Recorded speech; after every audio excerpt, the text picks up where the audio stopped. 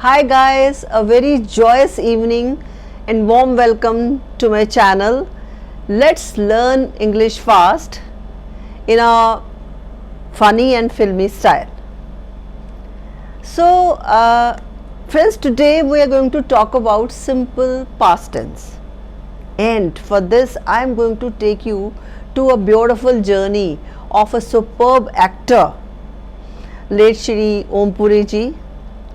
And I have selected him for two reasons.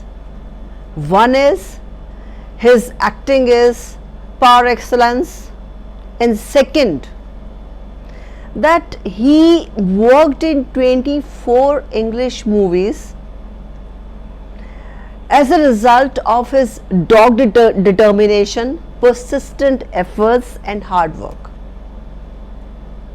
कि उनको स्वर्गीय ओम पुरी जी को इंग्लिश बिल्कुल नहीं आती थी, बहुत हम्बल बैकग्राउंड से थे, लेकिन उन्होंने अपनी डिटर्मिनेशन, अपनी मेहनत से जो है इंग्लिश के ऊपर ही overcame the phobia of English, English का जो भूत है उनको अपने कंट्रोल में उन्होंने कर लिया, इंग्लिश के बारे में जो डर है उसको उन्होंने ओवरकम किया और उसके बाद 24 इंग्लिश मूवीज़ में काम किया. So in this regard when we are talking about English, learning of English language, he is a source of inspiration. So that's why I have chosen him. So let's start the journey of late Shri Om Puri ji, full of struggle, successes and achievements. So let's start. Shri Om Puri ji came from a very humble background and he lacked the knowledge of English. When he grew up, he took admission in NSD, that is National School of Drama. There he got kind of inferiority complex because of his lack of command over English. He got so bugged, he thought of leaving NSD. So the director of National School of Drama came to know about his problem, and like a good teacher, he advised him to read English newspaper, magazines or watch English programs. Shri Om Puri ji acted upon his advice and gradually he started speaking English. Initially he committed mistakes. All of us do. That's not an issue. But he never lost the confidence or determination to overpower his lack of knowledge as far as English language is concerned. And he started speaking English. His determination paid off and he worked in 24 English movies.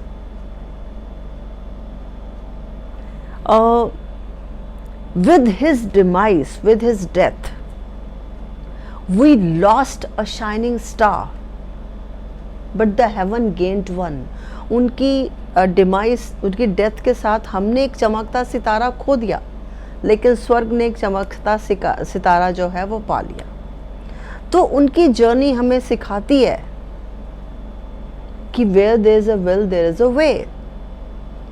और मतलब कि जैसे मान लीजिए there are certain fundas also for having a command over English kind of, कि आप English में बात कीजिए, गलत सही that is not important, gradually गलत जो है वो सही हो जाएगा प्रैक्टिस से. और जैसे उन्होंने कहा, एनएसटी के डायरेक्टर ने कहा कि आप मैगज़ीन या वो न्यूज़पेपर, लेकिन अगर आप बिगनर हैं तो read something interesting, gradually you can increase your level. मुझे याद आता है कि in my childhood I used to read Richie Rich, जिसमें एक अमीर बच्चे की कहानी है। उसके पास पैसा बहुत है, बच्चा है वो तो, लेकिन वो पैसे से छुटकारा पाना चाहता है, उतना ही पैसा उसकी तरफ आता है। या फैंटम, सुपरमैन, देन चीकू, जिसमें एक खरगोश की कहानी है। He is very wise and he solves the problem. तो मतलब मेरा कहने का मतलब सिंपल ये है कि you should start your learning or you're reading English books from something which catches your interest. Otherwise it will be difficult, language will be very deterrent for beginners. शुरू से ही अगर आप मुश्किल, अब जैसे मान लीजिए मैं वीडियो बना रही हूँ तो मैं इसमें इंटरेस्ट क्रिएट करने का कोशिश कर रही हूँ। मतलब how much successful I am that I don't know, but I am trying कि वो फिल्म हो सकती है, वो स्पोर्ट्स हो सकते हैं, मतलब वो कुछ भी हो सकता है। So start from something in which you are interested. Watch TV programs which are simple, है ना। तो जिस चीज़ में हमें इंटरेस्ट होता है वो हम कर लेते हैं, and I am dead sure you will be able to do. और पास्ट इंडेफिनिट की बात हो रही है, ये तो पास्ट एक्सपीरियंस है ना। Past indefinite means, now we come to rules and regulations.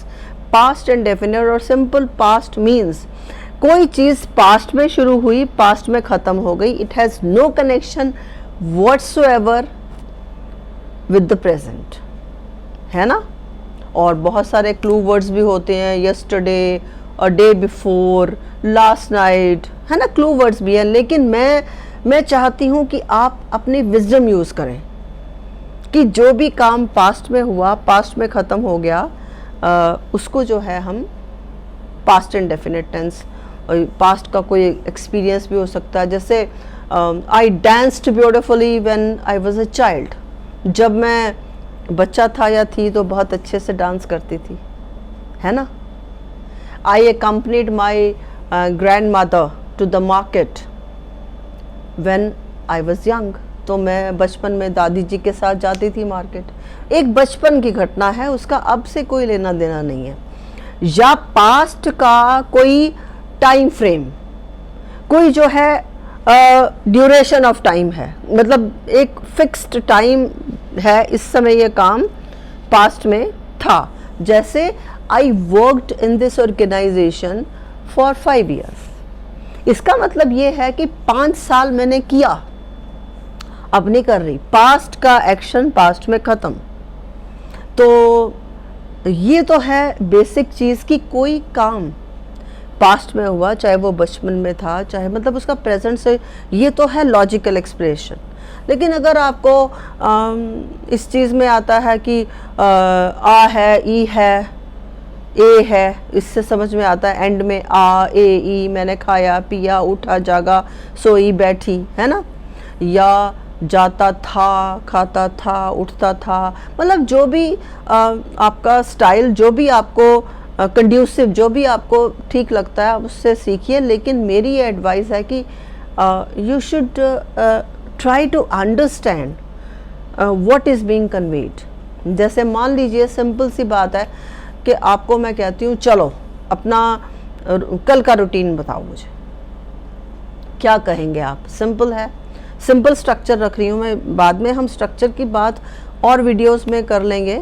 मुझे वैसे किसी ने सजेस्ट किया मैं ब्लैक बोर्ड यूज़ करूँ, that is a good suggestion, but I just want to communicate first. तो अब जैसे मैंने आपसे कहा कि कल आपने क्या क्या किया मुझे बताइए, सिंपल है, सेकंड फॉर्म लगाते चले जाएंगे। काम करने वाला जो वर्ब की सेकंड फॉर्म है ऑब्जेक्ट, है ना। I got up at 5 o'clock, है ना।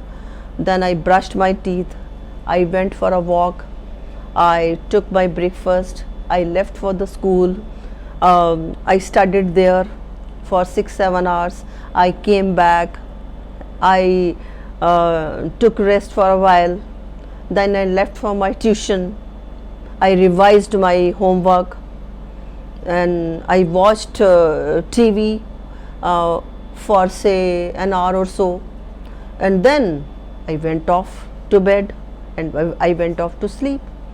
तो सिंपल स्ट्रक्चर से शुरू करेंगे, बाद में हम अपना स्टैंडर्ड इंक्रीज करते जाएंगे। तो पास्ट का एक्शन है, पास्ट में ख़त्म हो गया। Yesterday I read a very inspiring book, है ना। A day before I accompanied my friend. तो मतलब पास्ट की एक्शन है। आप क्लू वर्ड्स में भी ज़्यादा मत जाइए, ठीक है, क्लू वर्ड्स कि हाँ previous night, previous day, past, जो भी है, मतलब थोड़ा मीनिंग समझने की कोशिश करिए। तो स्ट्रक्चर में इसमें जो है, जो हमारा किंग वर्ब है, थोड़ी उनको हम पे दया आ गई, कोई ज़्यादा कॉम्प्लिकेटेड नहीं है, काम करने वाला। और second form of the verb object, जैसे मैंने कि बताया, लेफ्ट फॉर स्कूल, ही जो है सब्जेक्ट है, left second form of the verb, school object, ऐसे ही सारे सेंटेंसेस। तो और फिर अगर आपने इसको क्वेश्चन फॉर्म में रखना है तो डिड के साथ फॉर्म फर्स्ट हो जाएगा। Did I go to school, did I sleep, did I eat, है ना, जो भी है, did I leave for tuition, जो भी आप डिड के साथ, आपको ध्यान रखना है जब भी डी वर्ड आएगा, चाहे वो डिड है, डज है, प्रेजेंट डेफिनेट में डज है, डिड नॉट है, तो वो फॉर्म जो है फर्स्ट हो जाएगी, है ना। That's very simple. तो थोड़ा सा अपने आप को अलर्ट रखिए। Learning English is no rocket science. Hindi ज़्यादा डिफ़िकल्ट है, बिलीव मी। तो आप gradually you will get a knack of it, कोई प्रॉब्लम नहीं है। And don't ever connect knowledge of English with intelligence और विजडम।